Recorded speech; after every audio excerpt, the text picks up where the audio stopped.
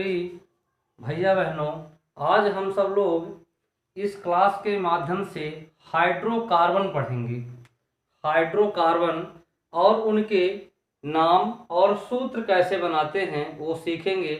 आइए, तो आज का अपना जो टॉपिक है तो हाइड्रोकार्बन है। हाइड्रोकार्बन, यहीं से कार्बनिक रसायन की शुरुआत होती है। हाइड्रोकार्बन से कार्बनिक रसायन की शुरुआत होती है।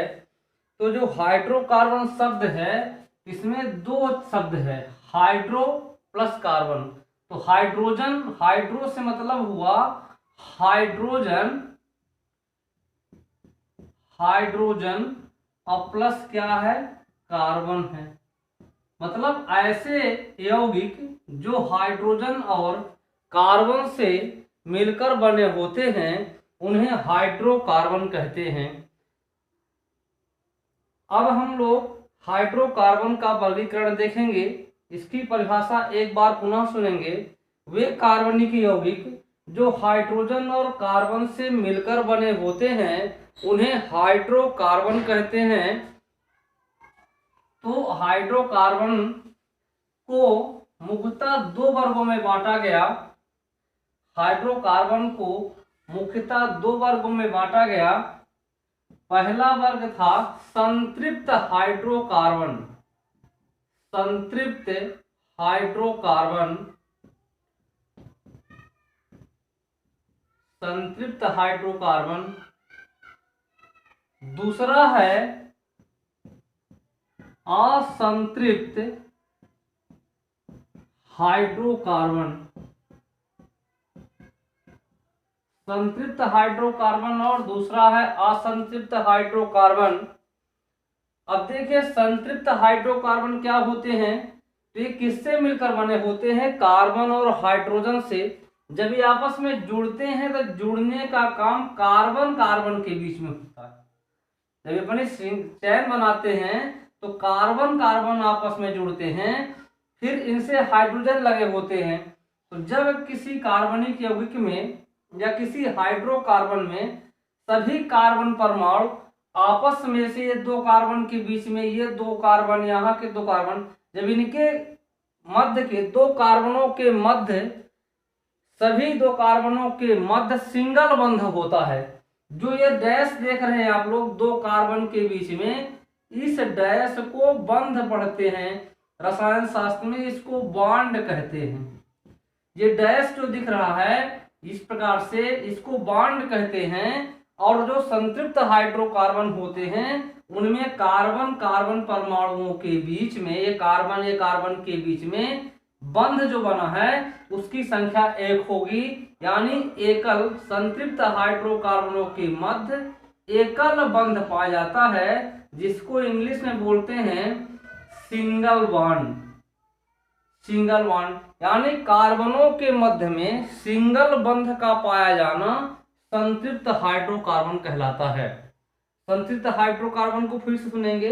ऐसे हाइड्रोकार्बन जिसमें कार्बन कार्बन परमाणुओं के बीच में एकल बंध होता है, यानी सिंगल बॉन्ड होता है, उन्हें क्या कहते हैं, संतृप्त हाइड्रोकार्बन कहते हैं। और असंतृप्त हाइड्रोकार्बन क्या होते हैं, ऐसे हाइड्रोकार्बन जिनमें कम से कम दो कार्बन परमाणुओं के बीच में द्विबंध या त्रिबंध होता हो। यदि दो कार्बन परमाणुओं के बीच में द्विबंध लगा हुआ है, उसके बाद के सभी कार्बन में एकल बंध है, तब भी वो किस श्रेणी में आते हैं, इस द्विबंध के कारण ये क्या हो गया, असंतृप्त हो गया। या त्रिबंध लगा हो, तीन ठो बंध बने हो, तीन बंध बने हो या द्विबंध बने हो, और इस प्रकार का कोई यौगिक है हाइड्रोकार्बन, तो तीन बंध के कारण कैसा है, असंतृप्त है। यानी वे हाइड्रोकार्बन जिनमें कार्बन कार्बन में बहुबंध होता है, एक से अधिक बंध होने पर उसको हम बहुबंध, मल्टीपल बॉन्ड बोलते हैं, बहुबंध हो जाए तो किस श्रेणी में आता है, असंतृप्त हाइड्रोकार्बन की श्रेणी में आता है। अब जो है संतृप्त हाइड्रोकार्बन में कौन कौन आते हैं, तो संतृप्त में, संतृप्त हाइड्रोकार्बन में एल्केन आता है। संतृप्त हाइड्रोकार्बन का उदाहरण जो बनता है तो क्या बनता है, एल्केन व इसके व्युत्पन्न। इसके व्युत्पन्न मतलब जो एल्केन से बने हुए होते हैं वो संतृप्त हाइड्रोकार्बन के अंतर्गत आते हैं। एल्केन व एल्केन इसके यानी इस एल्केन के व्युत्पन्न संतृप्त हाइड्रोकार्बन होते हैं। इसमें जो होते हैं तो मुख्य दो होते हैं, एल्कीन और दूसरा होता है एल्काइन। एल्कीन और दूसरा होता है एल्काइन। तो जो एल्केन होते हैं तो एल्केनों में कार्बन कार्बन के बीच में कौन सा बॉन्ड होता है, सिंगल बॉन्ड होता है।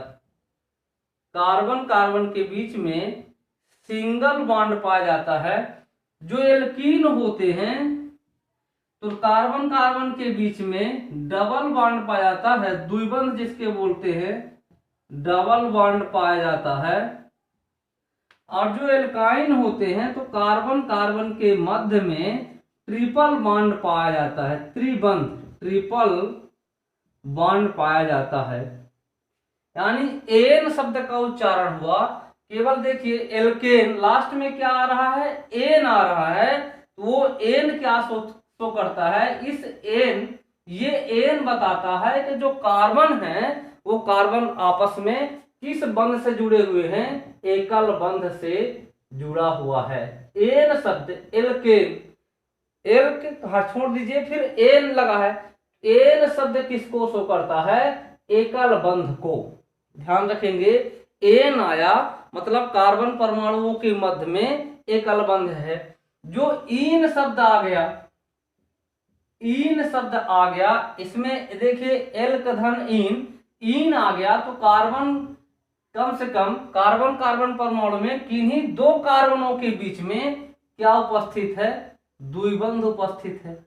यदि मान लीजिए आयन शब्द आ जाता है तो आयन शब्द है यानी दो कार्बन परमाणुओं के बीच में क्या उपस्थित है, त्रिबंध उपस्थित है। पहचान है, ये पहचान है। देखिए एन शो करता है कार्बन परमाणुओं के बीच में क्या बंध बना है, एकल बंध है। इन पहचान किसकी है, कार्बन परमाणुओं के बीच में द्विबंध की। आयन पहचान किसकी है, कार्बन परमाणुओं के मध्य त्रिबंध की। अब जो ये एल्केन, एल्कीन और एल्काइन होते हैं, इनके सूत्र होते हैं। आइए देखते हैं इनके सूत्र। तो इसका उदाहरण है संतृप्त हाइड्रोकार्बन के एल्केन व उसके व्युत्पन्न। असंतृप्त हाइड्रोकार्बन क्या होते हैं, एल्कीन, एल्काइन व इनके व्युत्पन्न जो इनसे बने होते हैं वो असंतृप्त के श्रेणी में आते हैं। यानी द्विबंध या त्रिबंध हो गया तो कैसे हो गए, असंतृप्त हो गए, अनसैचुरेटेड हाइड्रोकार्बन हो गए। और सिंगल बॉन्ड है तो सैचुरेटेड हाइड्रोकार्बन होते हैं। आइए इनके सूत्र पर नजर डालते हैं। तो एल्केन का जो सामान्य सूत्र होता है ये होता है C फिर An फिर AH फिर 2 फिर An फिर +2।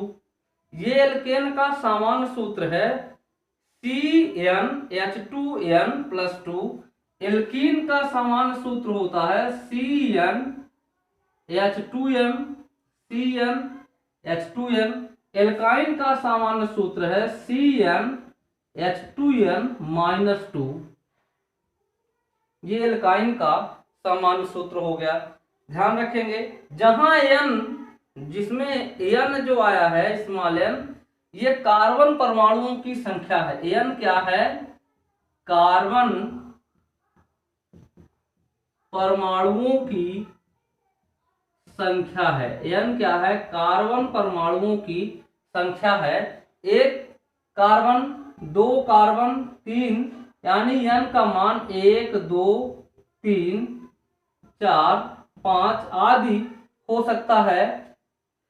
n के मान ये सब हो सकते हैं। ये n क्या है, कार्बन परमाणुओं की संख्या है। इन्हीं सामान्य सूत्रों से इनके सूत्रों की एक श्रेणी बनती है। उन्हीं के बारे में अब हम आगे चर्चा करते हैं। तो आइए सबसे पहले हम लोग इनके सूत्र कैसे बनाते हैं और इनका नाम कैसे लिखते हैं। जो हाइड्रोकार्बन में एल्केन, एल्कीन, एल्काइन, तो इनके सूत्र कैसे बनाएंगे और इनका फिर नाम कैसे लिखते हैं, इसको सीखते हैं।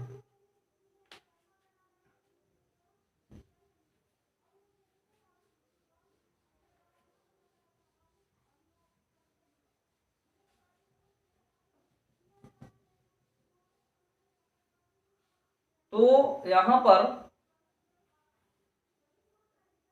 एक शब्द आता है शब्द मूल। शब्द मूल, इसको वर्ड रूट बोलते हैं। फिर हम यहां बात करते हैं एल्केन, फिर अपना है एल्कीन, फिर है एल्काइन। आप लोग जान गए कि ये दो असंतृप्त है, ये संतृप्त है। अब देखिए शब्द मूल, फिर एल्क, फिर एल्कीन, फिर एल्काइन। इसमें दो शब्द आ रहे हैं, एक आ रहा है एल्क प्लस एक आ रहा है एल। इसमें भी दो शब्द है, एल्क प्लस इन है। इसमें एल्क प्लस क्या आ रहा है, आइन आ रहा है। इसका जो सामान्य सूत्र होता है CnH2n प्लस 2 होता है, CnH2n प्लस 2 होता है। इसका सामान्य सूत्र क्या बताया गया, CnH2n बताया गया। और इसका क्या होता है, CnH2n माइनस 2 बताया गया। इसमें एल का धन एन है। एन शब्द किसको सूचित करता है, एकल बंध को। एन लगा है मतलब उस पूरे हाइड्रोकार्बन में जो कार्बन है उनके मध्य एकल बंध है, सिंगल बॉन्ड है। जो एल के धन इन है, इन शो करता है द्विबंध को, आइन शो करता है त्रिबंध को। आइन शो करता है त्रिबंध को।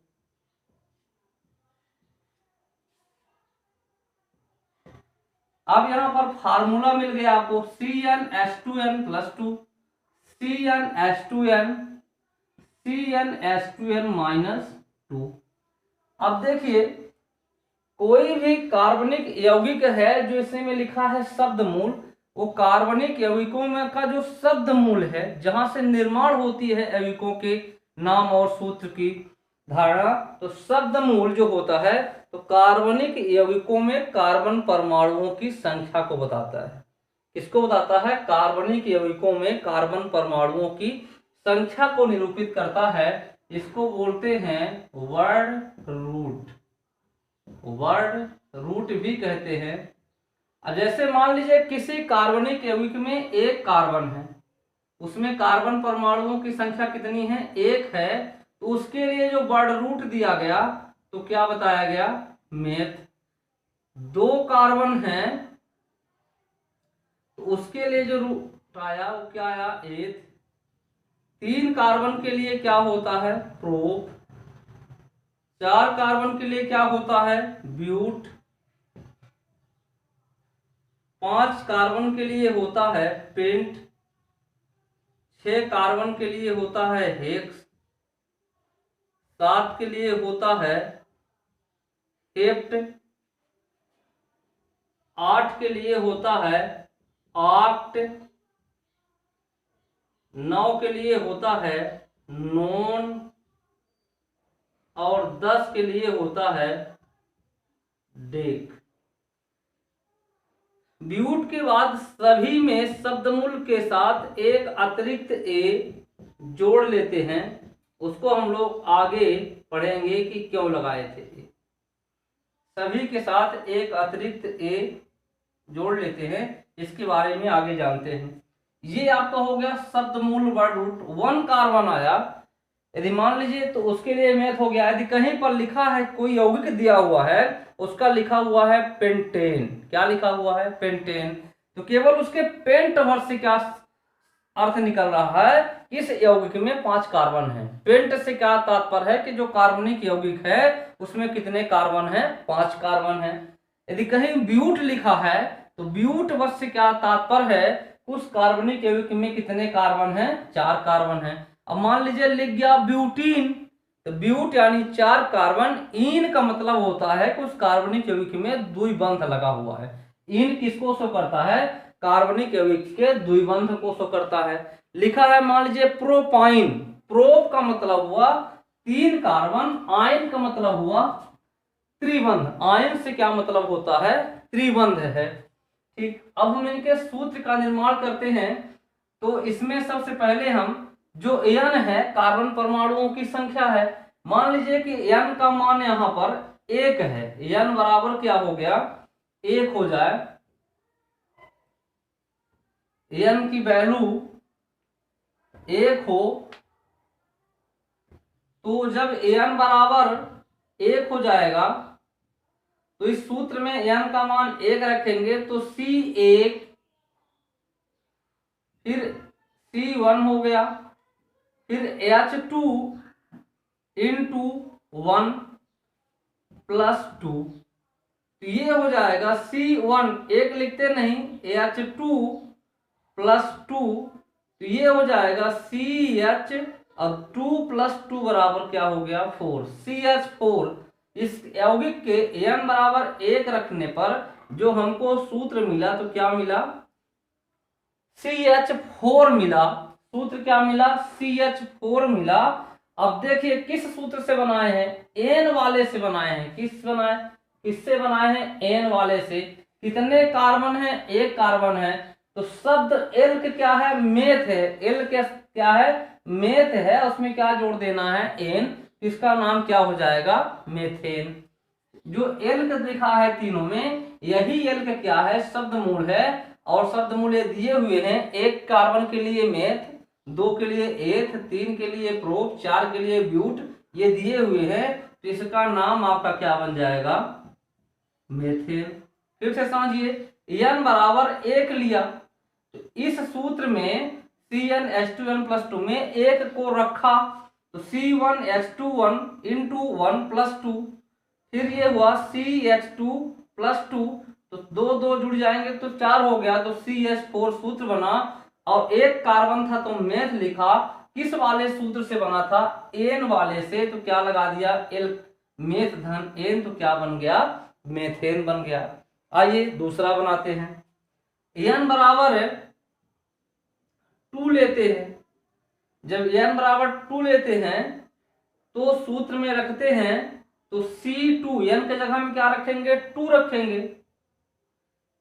फिर H के साथ 2 है, ये है, इंटू n के जगह में 2 प्लस 2 रखेंगे, तो क्या हो जाएगा? C2 है, ये 2 दूनी 4 और 2 जुड़ जाएगा, तो 4 2 6 हो जाएगा, तो C2H6। कितने कार्बन है? 2 कार्बन के लिए शब्द मूल क्या है? एल के स्थान में क्या रखेंगे? एथ। अब आगे क्या जोड़ देंगे? एन, तो क्या नाम हो जाएगा इसका? एथेन। आइए 3 कार्बन के लिए सीखते हैं। n बराबर 3,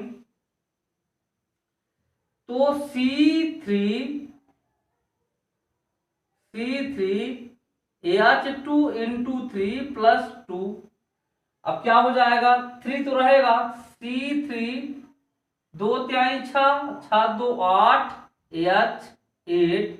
3 के लिए क्या होता है? प्रोप। और इस सूत्र से बना है एल्केन वाले से, तो क्या हो जाएगा? N, propane. क्या बन गया? प्रोपेन बन गया। फिर 4 कार्बन के लिए लेंगे, 5 के लिए बनाएंगे। आइए चेक करते हैं और नाम भी सीखते हैं। तो जब हमने 1 रखा तो जो सूत्र मिला तो क्या मिला? CH4। CH4 नाम क्या बना इसका? मेथेन। जब 2 रखा तो सूत्र क्या बना था? C2H6, नाम क्या रखा? एथेन। 3 लिया तो C3H8 बना, नाम क्या इसका हो गया? प्रोपेन। जब C4 रखेंगे तो सूत्र पर देखिए, C4H2 इंटू 4 प्लस 2, तो 4 दूनी 8, n के मान कितना ले रहे हैं? 4, तो 4 का 2 में गुणा कर दे तो कितना हो जाएगा? 8, और 2 जोड़ देंगे 10, तो सूत्र क्या बनेगा? C4H10, इसको बोलते हैं ब्यूटेन। 4 का मतलब ब्यूट, और इस सूत्र से बना तो क्या लगाएंगे? एन, तो क्या बन गया? ब्यूटेन। 5 लेंगे तो C5, 5 दूनी 10, n का मान 5 है, 2 को गुणा करेंगे 10, 2 12, तो C5H12, इसका नाम 5 से मतलब पेंट, और इस सूत्र से बना तो क्या हो जाएगा, पेंटेन। फिर 6 लेंगे तो C6, 6 दूनी, n का मान 6, 2 गुणा कर 6 दूनी 12, 2 14, इसका नाम क्या होगा, C6 से मतलब है हेक्स से, तो इसका मान लिखेंगे, नाम लिखेंगे हेक्स, और धन एन तो क्या बन जाएगा, हेक्सेन। C7, 7 दूनी 14, 2 16, तो H16, 7 के लिए हेप्ट होता है, तो इसका नाम बनेगा हेप्टेन। फिर है 8 लिखेंगे तो 8 दूनी 16, 2 20, H20, इसको बोलते हैं ऑक्टेन, इसको लिखेंगे नाम इसका ऑक्टेन, ऑक्टेन। फिर 9 लिखेंगे तो C9, और यह होगा 9 दूनी 18, यहां पर ध्यान देंगे थोड़ा गलती हो गई है, यहां पर होगा 8 दूनी 16, 2 18, और ये बनेगा ऑक्टेन। 8 n का मान 8 दूनी 16, 2 18, और n 8 रहेगा, C8H18 बराबर किसका सूत्र बना, ऑक्टेन का। C9H20 किसका बना, नोनेन का, ये नोनेन हो गया। एक सूत्र और बना बचा, वो क्या होगा, 10 रखेंगे तो C10H20, 10 दूना 20, और 2 को जोड़ेंगे तो 22 हो जाएगा।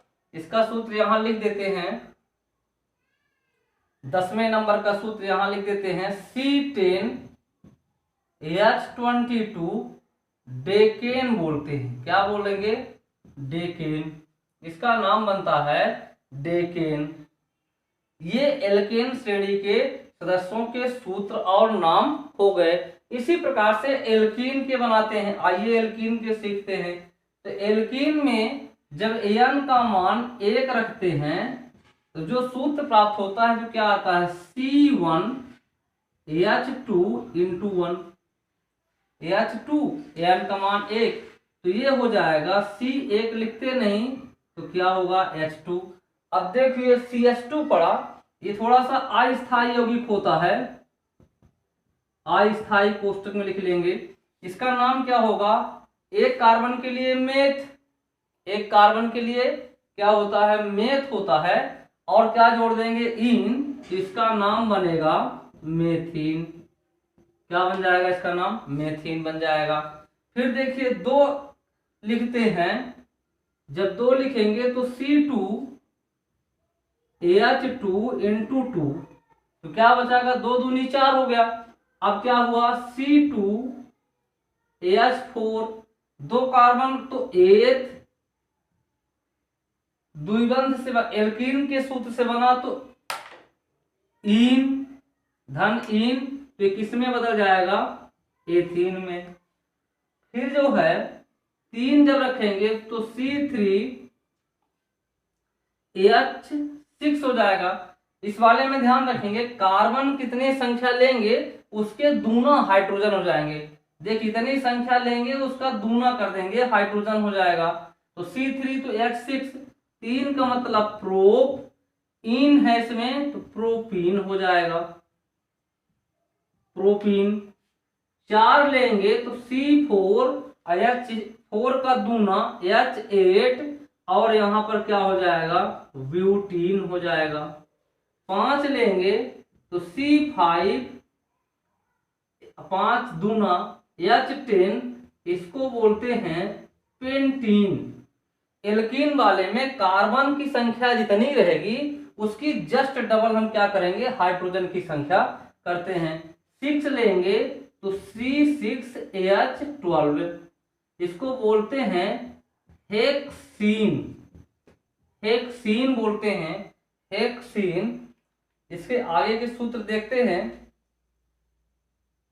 हेक्सीन। 7 लेंगे तो C7H दूना H14, इसको बोलते हैं हेप्टीन। हेप्ट धन इन यानी हेप्टीन। 8 लेंगे C8, 8 दूनी 16, H16, इसको बोलते हैं ऑक्टीन। ऑक्टीन 8 धन इन बराबर ऑक्टीन। 9 लेंगे तो C9, H18, H18, C9, H18, इसको बोलते हैं नोनीन। नोनीन 10 लेंगे तो C10, H20, इसको बोलते हैं डेकीन। डेकीन डेकीन ये आपके सूत्र हो गए एल्कीन के। आइए एल्काइन को सीखते हैं। देखिए एक बार और समझिए, इनमें एल्केन के जो कार्बन होते हैं तो कार्बन की संख्या का दुगना प्लस 2 करते हैं तो हाइड्रोजन आता है। जैसे कार्बन की संख्या को दुगना करेंगे और फिर 2 जोड़ देंगे तो हाइड्रोजन की संख्या मिल जाएगी। ठीक, जैसे यहाँ पर 3, 3 दूनी 6, 2 8, तो ये क्या हो गया प्रोपेन। इसमें कार्बन की संख्या का दुगना हाइड्रोजन की संख्या, एल्कीन का सूत्र मिल जाएगा। एल्काइन में क्या होता है, कार्बन की संख्या का दूना और उसमें -2 होता है। कार्बन की संख्या को दुगना कर देंगे और 2 क्या करेंगे, कम कर देंगे। तो जब n बराबर 1 लेते हैं तो इसका कोई सूत्र नहीं बनता। जो सूत्र बनता है तो ये बनता है, देखिए C1 H21 और -2, तो C1 ये 2 हो गया, ये 2 कैंसिल, तो क्या बचा, C बचा, और C कोई सूत्र नहीं होता है। इसलिए इसका जो एक कार्बन होता है वो बनता नहीं है, दूसरे कार्बन से बनता है। आइए उसको देखते हैं। तो जब 2 लेंगे तो C2 फिर H2 × 2 -2, तो क्या हो जाएगा C2 H4 -2, तो C2H4 और -2 घटा दीजिए तो कितना बचा, 2 बचा। ये आपका सूत्र बना। 2 कार्बन है, 2 कार्बन का शब्दमूल क्या होता है, एथ, और किससे बना, एल्काइन से। तो क्या नाम हो जाएगा, आइन जोड़ देंगे तो इसका नाम हो जाएगा एथाइन। ये क्या बन गया, एथाइन बन गया। इसका सूत्र यहां लिख देते हैं, C2H2 को बोलते हैं एथाइन। फिर जो है 3 लेते हैं, n का मान 3, तो C3H2 × 3 -2, 2 3 6, 6 में 2 घटा दीजिए, कितना बचेगा, 4 बचेगा। तो क्या सूत्र बनेगा, C3H4, तो C3H4 ये क्या हो गया, प्रोपाइन। प्रोपाइन। फिर 4 लेंगे तो C4, 4 दूनी 8, 8 में 2 कम कर दीजिए, H6, इसको बोलते हैं ब्यूटाइन। फिर 5 लीजिए तो 5 दूनी 10, 10 में 2 घटाइए, 8 आएगा, C5H8, इसको बोलते हैं पेंटाइन। पेंटाइन। C6H, 6 दूनी 12 और 2 घटा दीजिए, 10 होगा, इसको बोलते हैं हेक्साइन। C7H12, C7H12, 2 घट जाएगा इसमें, तो क्या बोलते हैं इसको, हेप्टाइन। हेप्टाइन। C8H14, इसको बोलते हैं ऑक्टाइन। ऑक्टाइन। ऑक्टाइन। C9H16, इसको बोलते हैं नोनीन। C10H18, इसको बोलते हैं, इसको बोलेंगे C9H16 को नोनाइन। नोनाइन, इसको बोलते हैं डेकाइन। C10H18 को बोलते हैं डेकाइन। तो ये आपके क्या हो गए नाम, एक बार पुनः देखेंगे। एल्केन, जैसे मान लीजिए कोई नाम बोलते हैं, इसे बोल दिए प्रोपेन, लास्ट में एन आया, मतलब किससे बना है, एल्केन से। CnH2n+2 से मिलकर बना है। इसका सूत्र कैसे बनाएंगे, तो एन आ गया तो माइंड में सेट कीजिए, प्रोप से मतलब 3 और एन आ गया तो 3 का दुगना प्लस 2, तो 3 दूनी 6, 2 8। प्रोपेन का सूत्र क्या बनेगा, C3H8।